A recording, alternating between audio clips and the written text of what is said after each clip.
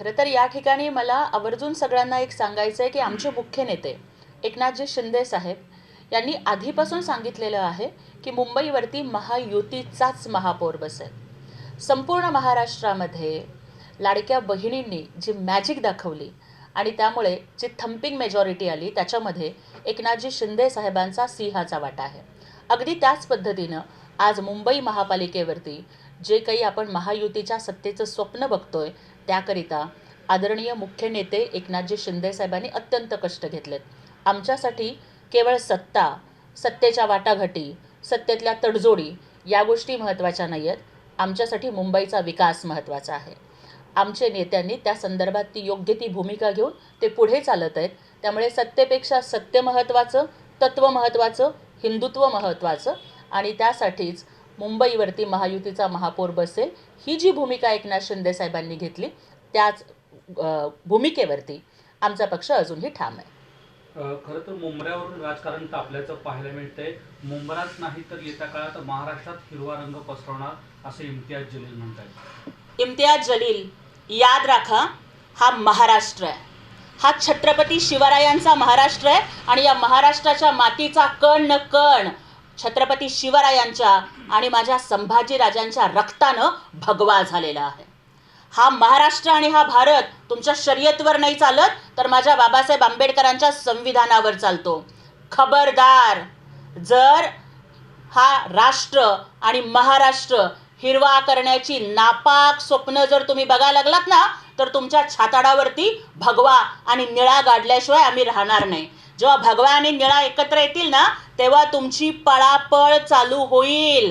तुमचा माज उतरवायला ना आम्ही रणरागिणीच काफी आहेत. अरे तुमचा बाप औरंगजेब इथं येऊन गेला, त्याची कबर याच मातीत या महाराष्ट्राच्या रणरागिणी तारा राणीनं गाडली होती. तुमच्या बापाचं औरंग्याचं स्वप्न पूर्ण झालं नाही. तुम्ही कितीही गजवाये हिंद करायची स्वप्न बघा, भगवाये पाक केल्याशिवाय आम्ही स्वस्थ बसणार नाही. मंत्री गुलाबराव पाटलांचा पुन्हा एकदा बोलताना तोल सुटल्याचं पाहायला मिळतंय. मतदानाचा अधिकार समजवताना ते म्हणतायत हेमा मालिनीला मताचा अधिकार तसा बायकोलाही. तुमची बायको हेमा मालिनी आहे असं समजा. गुलाबरावजी पाटील साहेब हे ग्रामीण नेते आहेत. त्यांच्या खुसखुशीत भाषणासाठी आणि त्यांच्या अशा म्हणजे विनोदी शैलीसाठी, आक्रमक भाषणासाठी ते ओळखले जातात.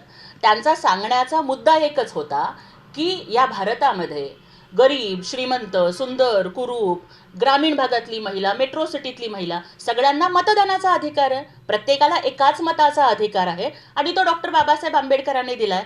म्हणून ते म्हणाले की जसा हेमा मालिनींना मतदानाचा अधिकार आहे, जसा मलायकाला मतदानाचा अधिकार आहे, आलिया भटलाही एकाच मताचा अधिकार आहे आणि घरात राबणाऱ्या माझ्या आईला, आपल्या पत्नीला, बहिणीलाही मतदानाचा अधिकार आहे. आणि ते जे म्हणतायत की पत्नीलाच हेमा मालिनी समजा, म्हणजे ते सौंदर्य कुठंतरी तुम्ही आपल्या घरातल्या पत्नीमध्ये, बहिणीमध्ये सुद्धा शोधावं.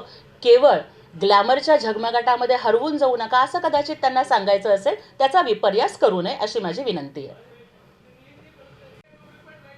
खरं तर जस्टिस सूर्यकांत यांना राजकारणात यायचं आहे असं संजय राऊत म्हणतायत आणि सोशल मीडियावर देखील त्यांनी काही फोटो ट्विट करत आक्षेप घेतलेले.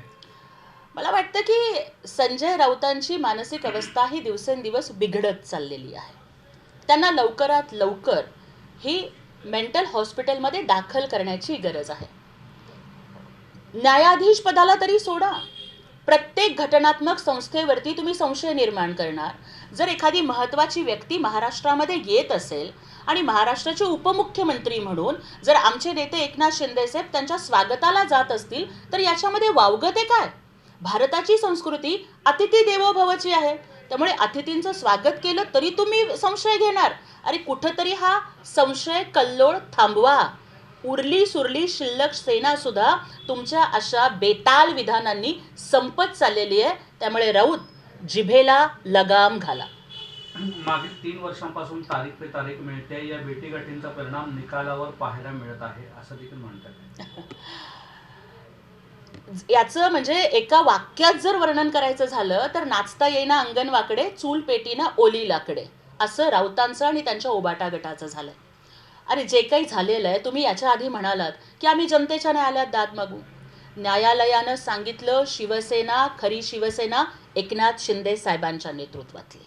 निवडणूक आयोगानं सांगितलं, विधानसभेच्या सभापतींनी सांगितलं आणि आता एकदा नाही, दोनदा नाही तर तीनदा लोकसभेला, विधानसभेला, नगर परिषदेला आणि आता महापालिकेला सुद्धा 450पेक्षा जास्त नगरसेवक आणत महाराष्ट्राच्या जनतेनं सिद्ध केलंय की हिंदुहृदय सम्राट शिवसेना प्रमुख बाळासाहेब ठाकरेंच्या विचारांचा वारसा लोकनेते एकनाथ शिंदे साहेब चालवत आहेत.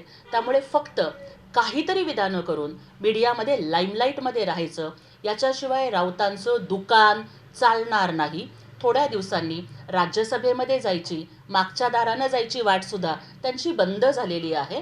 त्यामुळे थोड्याच दिवसात त्यांच्या दुकानाचं शटर बंद करून राऊतांना सामनाच्या अग्रलेखाच्या पुड्या बांधत बसल्याशिवाय दुसरा उद्योग राहणार नाही. लोकशाही मराठी ऐका, पहा, जागरूक रहा.